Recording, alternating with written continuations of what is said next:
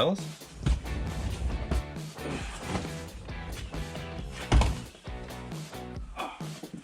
So, it's been quite a while since I've updated you guys.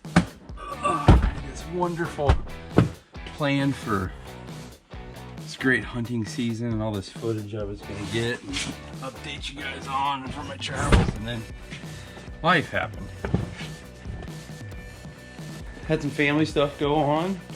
Didn't have much of a whitetail season, but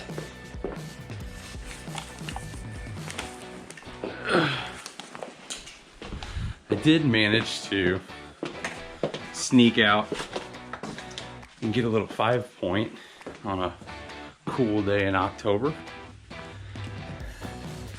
He looks a little something like this. But right now, I am gearing up and kind of packing the car and checking my list for my third trip to Arizona, where we're gonna try to go get some muleys and some javelina.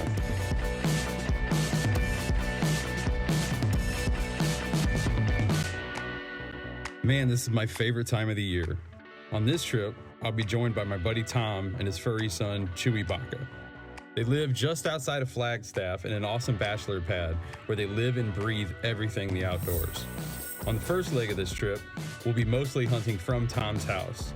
So it's not exactly backcountry adventure, but there's sure to be good food, good times, and with any luck, a couple good deer to shoot at.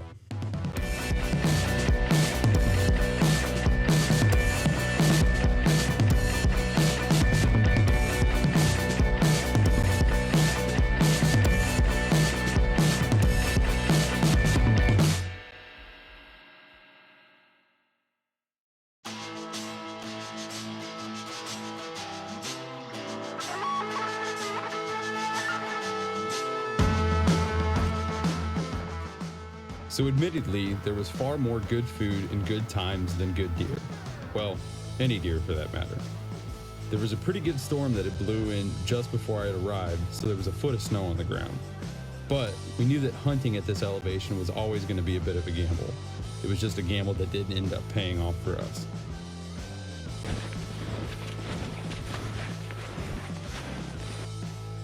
The most excitement, outside of the pile of empty tower station cans we had amassed, was definitely on day 4.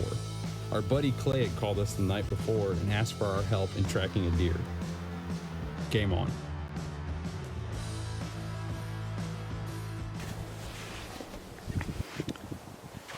So, little change in plan for today.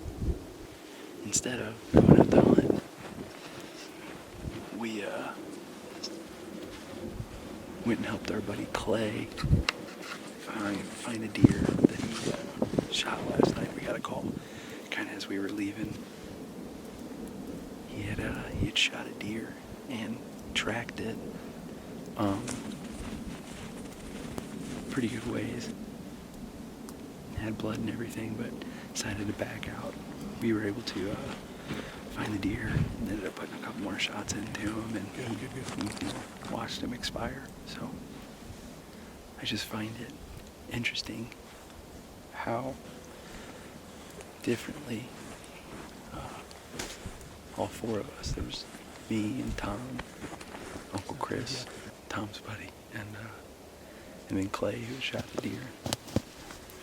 Just found it interesting how differently each one of us reacted, you know, watching the deer expire.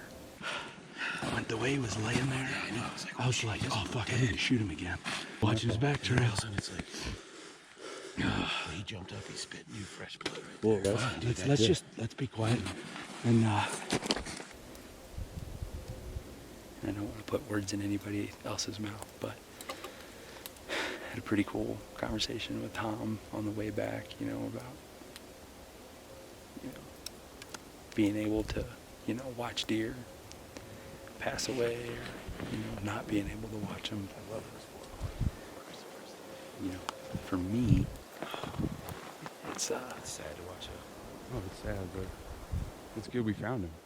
it's almost cathartic in a way, you know. It's almost, it's like I almost kind of need that.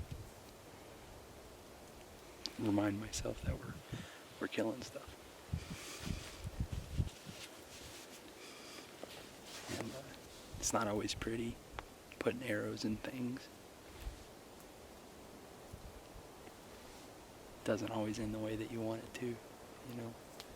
They don't all crumple up 40 yards away and die painlessly, you know. But if anything, it's just affirmation and all the practice you put in, and you know, the time and the effort, and you know, the money that you put into good gear so that it performs the same every time.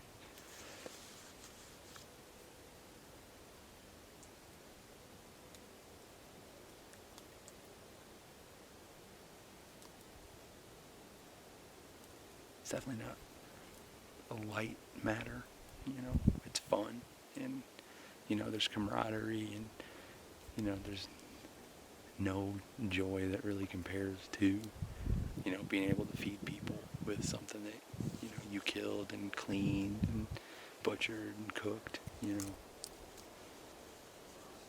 So we're definitely dealing life and death, you know.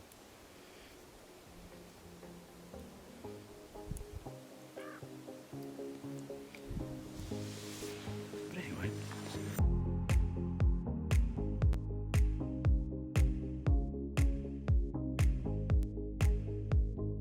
I can honestly say any time you spend outdoors is not time wasted.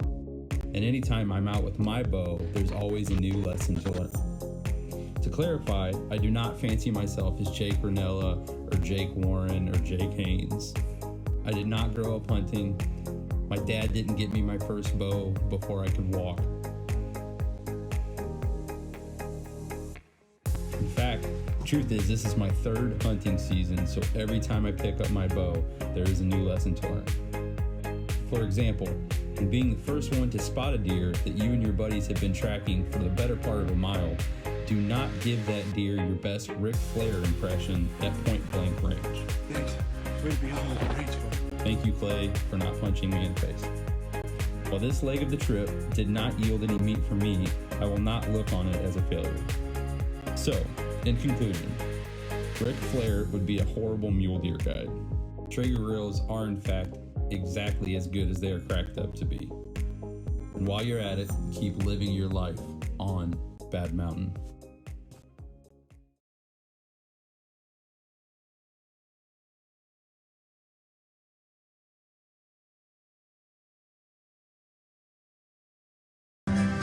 Tell me something, Jake. Glad to be here in Arizona. Fuck bitches, get money. You know what I'm saying? What's up, bro? Hey, Matt. Welcome back. I'm fucking good. Glad to be back. Yeah? I'll tell you that much.